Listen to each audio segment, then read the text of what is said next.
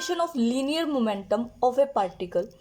ये डेफिनेशन क्या बोलता है? In the absence of external force the linear momentum of the particle is conserved. अगर हम कोई पार्टिकल ले रहे हैं और उस पर से एक्सटर्नल फोर्स जो होगा वो ज़ीरो हो जाता है या फिर होता ही नहीं है, तो हमारा लीनियर मोमेंटम उस पार्टिकल के लिए कंजर्व्ड हो जाता है। ये इसकी डेफिनेशन है। अब इसको मैथमेटिकली हम देखते हैं कि ये कैसे होगा। हम एक पार्टिकल ले रहे हैं मास m का, जिस पे फोर्स F एक्ट कर रहा है। तो न्यूटन साहब के सेकंड लॉ के अकॉर्डिंग क्या होगा, हमें पता है F is equal to dp/dt।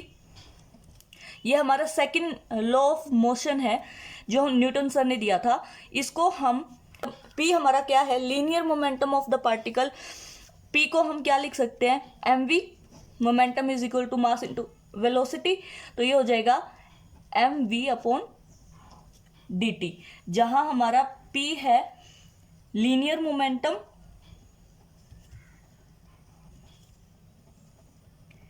Of the particle.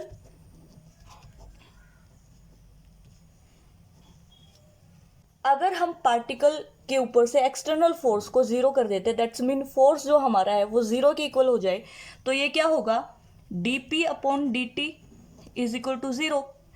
यहाँ पे अगर इसका डेरिवेशन होगा तो ये किसके इक्वल आ जाएगा, p is equal to mv। That's mean it is zero का डेरिवेशन क्या होगा, constant.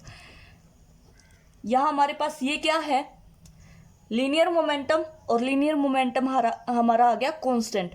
This is the conservation theorem for a free particle for its linear momentum. अगर हम फोर्स को जीरो कर देते हैं, फोर्स के अब्सेंस में एक्सटर्नल फोर्स नहीं होता जब पार्टिकल के ऊपर, तो हमारा पार्टिकल का लीनियर मोमेंटम कंजर्व्ड हो जाता है।